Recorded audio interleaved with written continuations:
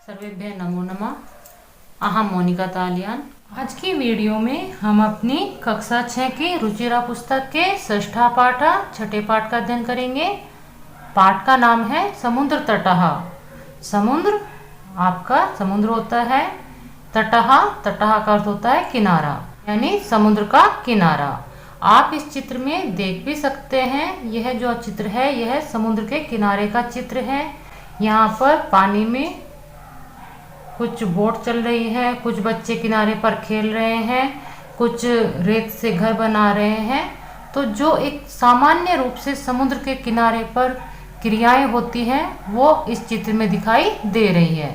बहुत ही अच्छा पाठ है, जानकारीप्रद पाठ है।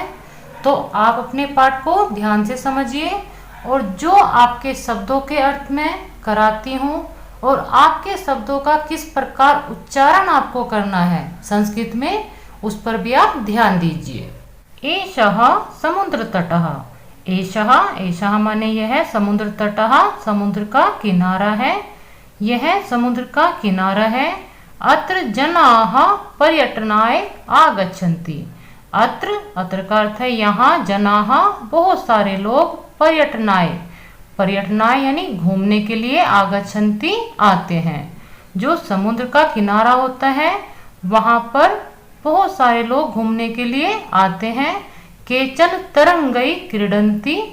केचन माने कुछ, तरंगई यानी लहरों के साथ, क्रीडंती खेलते हैं, कुछ लहरों से खेलते हैं। केचन च नौका भी जल विहारम कुर्वन्ति।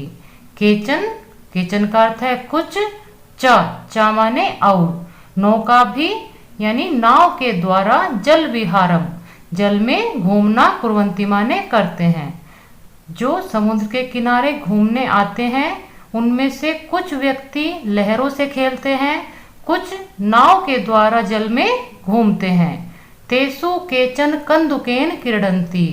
तेसु माने उनमें से भी, केचन कुछ, कंदुकेन क्रीडन्ति कंदुक होता है बेटा आपका गेंद, और इसमें तृतीय विभक्ति प्रयोग हुई है यानी गेंद से क्रीडन्ति खेलते हैं।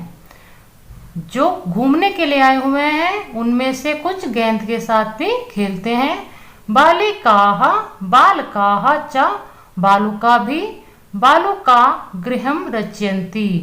बालिकाः बहुत सारी लड़कियां, बालकाः च और बहुत सारे बालक लड़के, च माने और। बालुका भी, बालू से यानी रेत से, बालुका गृहम बालू का घर यानी रेत का घर, रचयन्ति बनाते हैं। बहुत सारे बालक और बालिकाएं रेत से रेत का घर बनाते हैं। मध्ये मध्ये तरंगाः बालुका गृहं प्रभायन्ति। मध्ये मध्ये यानी बीच बीच में, तरंगाः जो लहरें हैं, बालुका गृहम जो रेत का घर है उसको, प्रभावन्ति बहाकर ले जाती है। जब बच्चे बालक और बालिकाएं रेत से समुद्र के किनारे रेत का घर बनाते हैं तो बीच में लहरें आती हैं और पानी की लहरों में वह जो बालू का रेत का घर है वो बह जाता है। ऐसा क्रीड़ा प्रचलिता एव। ऐसा माने यह, क्रीड़ा माने खेल, प्रचलिता एव चलता ही रहता है। यह खेल बालू से घर बनाना, बालू का लहरों में बह जाना, इस प्रकार का खेल चलता ही रहता है। समुद्र तटाः न केवलम पर्यटन स्थानानि, अत्र मत्स्य जीवनाः अपि स्वजीविकां चालयन्ति। समुद्र का जो किनारा है वो केवल घूमने का ही स्थान नहीं है, वहां पर मछलियां का जीवन, जो मछलियां हैं वो भी अपने जीवन की जीविका चलाती हैं। इसकी हिंदी आप देख लीजिए। यह समुद्र किनारा है, यहाँ पर बहुत सारे लोग घूमने आते हैं, कुछ लहरों से खेलते हैं, कुछ नाव के द्वारा जल में घूमते हैं, उनमें से कुछ गेंद से खेलते हैं। बालक और बालिकाएं बालू यानी रेत का घर बनाते हैं। बीच बीच में लहरें रेत के घर को बहाकर ले जाती हैं। यह खेल चलता ही रहता है। समुद्र का किनारा, जो समुद्र के किनारे होते हैं वो केवल घूमने का ही स्थान नहीं होता, बल्कि वहाँ पर जो मछलियाँ, जल जीव हैं वो भी अपनी जीविका चलाते रहते हैं। यानी उनका भी जीवन समुद्र के किनारे ही होता है। अस्माकं देशे बहवः समुद्र तटाः सन्ति। अस्माकं यानी हमारे देशे माने देश में, बहवः बहुत सारे, समुद्र तटः समुद्र के किनारे, सन्ति माने है, हमारे देश में बहुत सारे समुद्र के किनारे हैं।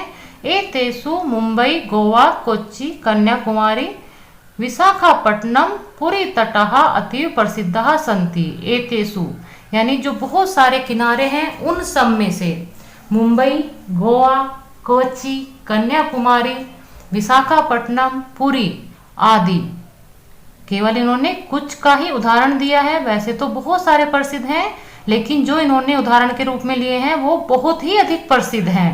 गोवा तटाः विदेशी पर्यटकेभ्यः सम अधिकम रोचते। जो गोवा किनारा यानी गोवा बीच है वह विदेशियों के लिए, जो टूरिस्ट होते हैं उनके लिए सबसे अधिक रोचते यानी अच्छा लगता है। जो विदेशी हमारे टूरिस्ट आते हैं उनको गोवा तट पर घूमना सबसे अधिक अच्छा लगता है। विशाखापट्टनम तटः वैदेशिक व्यापाराय प्रसिद्धः। जो विशाखापट्टनम का तट है वो विदेशी व्यापार के लिए प्रसिद्ध है। कोच्चि तटः नारिकेल फलेभ्यः ज्ञायते। जो कोच्चि तट है यानी कोच्चि का समुद्र का किनारा है, वहाँ पर नारियल फल, नारियल बहुत अधिक मात्रा में वहाँ पर उगते हैं और वहाँ पर नारियल के फल, इससे ही वह जाना जाता है। ज्ञायते माने जाना जाता है। मुंबई नगरस्य जुहू तटे सर्वे जनाः स्वरयं विहरन्ति। मुंबई नगर से यानी मुंबई नगर के जुहू तटे, जो जुहू बीच है, जुहू का किनारा, सर्वे जना सभी लोग, स्वरयं यानी बिना रोक टोक के, विहरन्ति घूमते हैं। मुंबई के जुहू बीच पर सभी लोग अपनी मर्जी से बिना रोक टोक के घूमते हैं, वहां पर कोई भी किसी को नहीं रोकता। चेन्नई नगरस्य मैरीना तटः देशस्य सागर तटेषु दीर्घतमः। जो चेन्नई नगर का मैरीना तट है वह देश का सागर के तटों में सबसे बड़ा तट है, यानी वह जो किनारा है मैरीना तट वह देश का सबसे बड़ा किनारा है। भारतस्य त्रिषु दिशासु समुद्र तटाः सन्ति। भारतस्य यानी भारत के त्रिषु दिशासु, 3 दिशाओं में, समुद्र तटाः समुद्र के किनारे, सन्ति माने है। भारत ऐसा देश है जिसके 3 दिशाओं में समुद्र के किनारे हैं, यानी तीनों ओर समुद्र है। अस्मात् एव कारणात् भारत देशः प्रायद्वीपः इति कथ्यते। अस्मात् एव कारणात्, इस कारण से ही भारत देश को प्रायद्वीप कहते हैं। भारत के 3 दिशाओं में समुद्र है, तो एक दिशा में क्या है ये आप बताइए। एक दिशा जो समुद्र से घिरी हुई नहीं है वहां पर हिमालय पर्वत है, ठीक है। पूर्व दिशायां बंगोपसागरः, दक्षिण दिशायां हिंद महासागरः, पश्चिम दिशायां च अरब सागरः अस्ति। पूर्व दिशा में बंगोपसागरः यानी बंगाल की खाड़ी, दक्षिण दिशा में हिंद महासागर और पश्चिम दिशा में अरब सागर है। एतेषां त्रयाणाम् अपि सागराणां संगमः कन्याकुमारी तटे भवति। इन सभी तीनों सागरों का भी जो संगम है वह कन्याकुमारी के तट पर होता है। अत्र पूर्णिमायां चंद्रोदय सूर्य अस्तम च युगोपदेवः द्रष्टुम शक्यते।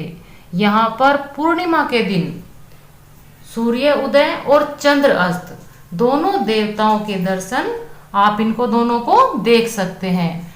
भारत में सूर्य और चंद्रमा को भी देवताओं की उपाधि दी गई है, उनका हम पूजन करते हैं देवता मानकर।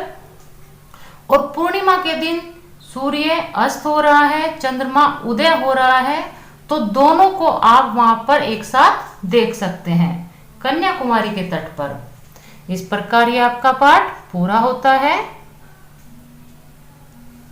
इसकी हिंदी आप एक बार दोबारा देख लीजिए कि भारत के तीनों दिशाओं में समुद्र के किनारे हैं, क्योंकि एक दिशा में जो है आपकी उत्तर दिशा वहां पर हिमालय है, 3 तरफ समुद्र से घिरा हुआ है, एक और आपका हिमालय है।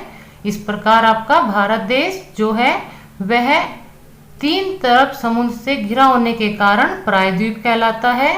पूर्व दिशा में बंगाल की खाड़ी, दक्षिण दिशा में हिंद महासागर, पश्चिम में अरब सागर है। और जो ये तीनों सागर हैं, इन तीनों सागर का जो मिलन है वो कन्याकुमारी के तट पर होता है। कन्याकुमारी के तट पर ही पूर्णिमा के दिन चंद्रोदय यानी चंद्रमा का निकलना और सूर्य का छिपना, ये दोनों आप एक साथ ही देख सकते हैं। इस प्रकार ये आपका पाठ पूर्ण होता है। मिलते हैं इस पाठ के अभ्यास कार्य के साथ। सर्वेभ्यः नमो नमः।